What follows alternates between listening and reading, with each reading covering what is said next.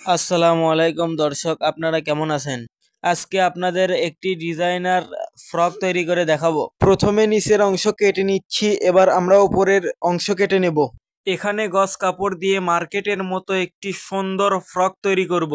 প্রথমে 4 ইঞ্চি পটির কাপড় চিকন সেলাই দিয়ে নেব। সেলাই হয়ে গেলে সামনের পাটের সঙ্গে কুচি করে সেলাই দেব। এখানে যেভাবে কুচি করে নিচ্ছি আপনারাও একইভাবে কুচি করে নেবেন। পটির কাপড় 4 ইঞ্চির বেশি নেওয়া যাবে না, আপনারা চাইলে 4 ইঞ্চির কমও নিতে পারেন। জামা ও পটি আলাদা কালার হতে হবে, আলাদা কালার হলে জামাটি সুন্দর লাগবে। কুচি দেওয়া হয়ে গেছে, এবার চাপ সেলাই দিয়ে নেব। এখানে পটিটা আমরা সালোয়ারের কাপড়ে নিয়েছি। এখন আমরা 4 সাইডে চাপ সেলাই দিয়ে নিচ্ছি। চাপ সেলাইটা অবশ্যই দিতে হবে। চাপ সেলাই আমাদের দেওয়া কমপ্লিট। এই হলো সামনের পার্টের ডিজাইন। এখানে জামার সৌন্দর্য বৃদ্ধির জন্য আমরা লেস লাগিয়ে নিয়েছি। লেস দিলেও সুন্দর লাগবে, না দিলেও সমস্যা নাই। উপরের পার্টের সঙ্গে নিচের পার্টের কুচি দিয়ে নিচ্ছি। এখানে কুচিটা সমানভাবে দিতে হবে এবং সাথে ডাবল সেলাই দিতে হবে। এখানে শুধু সামনের পার্টেই কুচি দিয়ে নিচ্ছি। কুচি দেওয়া হয়ে গেছে এবং কুচি দেওয়ার পরে এইরকম হয়েছে। এখন আমরা পিছনের পার্টের কাজ করব। সামনের পার্টটা কমপ্লিট হয়েছে। এখন পিছনের পার্টটা মাঝ বরাবর কেটে নেব চেন লাগানোর জন্য। 3 ইঞ্চি পটি নিয়ে ডাবল করে দুই পাশেই সেলাই করে নেব। এখন চেনটা সেলাই করে নেব। চেন লাগানোর ভিডিও আমার চ্যানেলে দেওয়া আছে, আপনারা চাইলেই সেই ভিডিওটা দেখে আসতে পারেন। চেনটা নিচে রেখে দুই পাশে সেলাই করে নেব। এভাবে সেলাই করলে চেন দেখা যায় না।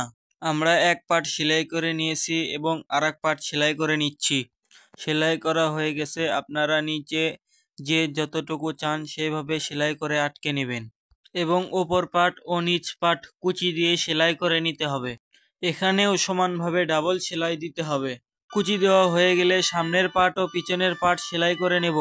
এখানে 1 ইঞ্চি রেখে সেলাই দিয়ে নিতে হবে। আমি ফিতা আগেই তৈরি করে রেখেছি।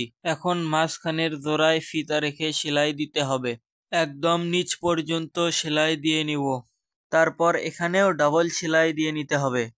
এক সাইড হয়ে গেছে, আরেক সাইডেও আমরা সেম ভাবে ফিতা লেগে নেব। আরেক সাইডেও আমাদের সেলাই হয়ে গেছে। এখন জামাটা উল্টিয়ে নেব।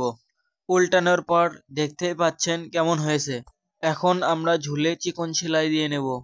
আপনারা চাইলে এখানে লেস বা অন্য কাপড় দিয়ে কুচি সেলাই দিয়ে নিতে পারেন। এখন আমরা গলায় পটি লাগিয়ে নেব। আশা করি সবাই পটি লাগাতে পারেন, না হলে আমার ভিডিও দেখে লাগিয়ে নেবেন। এখানে প্রথমে পটি লাগিয়ে তারপরে শোল্ডার সেলাই করে নিতে হবে। সিধা সাইড মাঝখানে রেখে হাফ ইঞ্চি ধরে তারপরে সেলাই করে নিতে হবে। শোল্ডার সেলাই হওয়ার পরে আমরা হাতার কাজ শুরু করব। এখানে আমরা হাতা আগেই সেলাই করে রেখেছি, 1 ইঞ্চি থেকে সেলাই করে নেব। হাতার উপরে একটা কুচি হবে। জামা উল্টো এবং হাতা সিধা অংশ নেব। জামার ভিতরে হাতা ঢুকিয়ে নেব, তারপরে সেলাই করে নেব। সেম প্রসেসে হাতা সেলাই করে নিলেই আমাদের জামা কমপ্লিট এবং এই হলো আমাদের জামা। আপনারা চাইলে আপনারাও বাসাতে বানাতে পারবেন। ভিডিওটি শেষ পর্যন্ত দেখার জন্য সবাইকে ধন্যবাদ। ভিডিওটি ভালো লাগলে লাইক করে দেবেন, না লাগলে সাবস্ক্রাইব করে দেবেন। সবাইকে অসংখ্য ধন্যবাদ।